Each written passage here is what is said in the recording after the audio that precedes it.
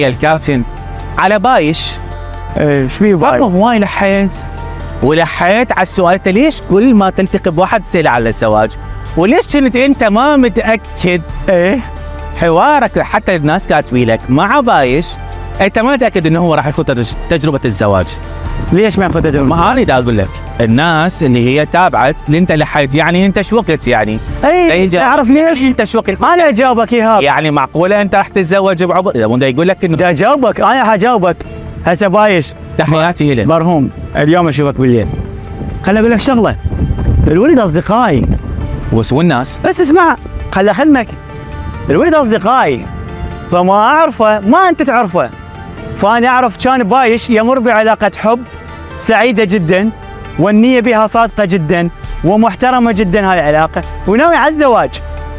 فاني بالاضافه الى انه هو حوار عفوي مش في اطار برنامج، بس انا اريد صدى بالحوار، لانه صار برنامجي، ما اريد اسميه برنامج، جلستي هي مصدر اخبار لعديد من الصحف والمواقع.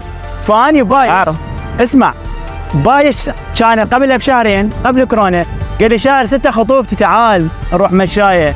هاي ما حد يعرف بيها، هاي ما ادري زوجها لا بعد ما ادري.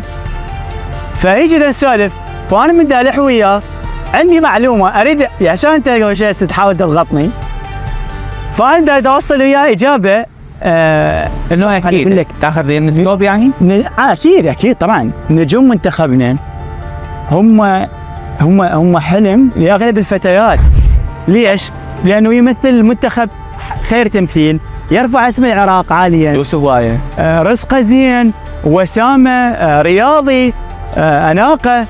فانت ما تتخيل والله العظيم ايهاب، هسه اراويك الدايركت مسجات الخاصه، كل الناس من مثلا قبل ما اقول لهم شو تحبون نسال، احب تعرف تفاعل الارتباط، كلهم والله العظيم اكثر من 70% مثلا باكر انا اذا الله راد استضافتك بلايف على وناسه، 90% المعجبات مالاتك اللي يحبوك راح يطبون يقولوا لي الله يخليك يصير متزوج مرتبط، فانت لازم تلبي رغبات جمهورك.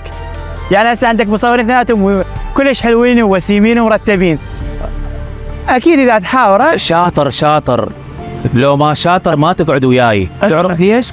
حلو تشرد من السؤال، ما اشرد خليها ببالك. الجمهور اليوم واعي، لو ما واعي ما انه هو كاتب بالهذا ومنزل لك وعارف انه الاجابه هي شنو تكون. الايام الجايه ناوي تكمل نص دينك لو اوريدي متزوج انت؟ لا اكمل ان شاء الله. يعني اكو احد بالطريق القلب معجب بده يحب؟ لا مال مرتبط، هاي لا انا ما مرتبط، هاي دائما يسالون الجمهور.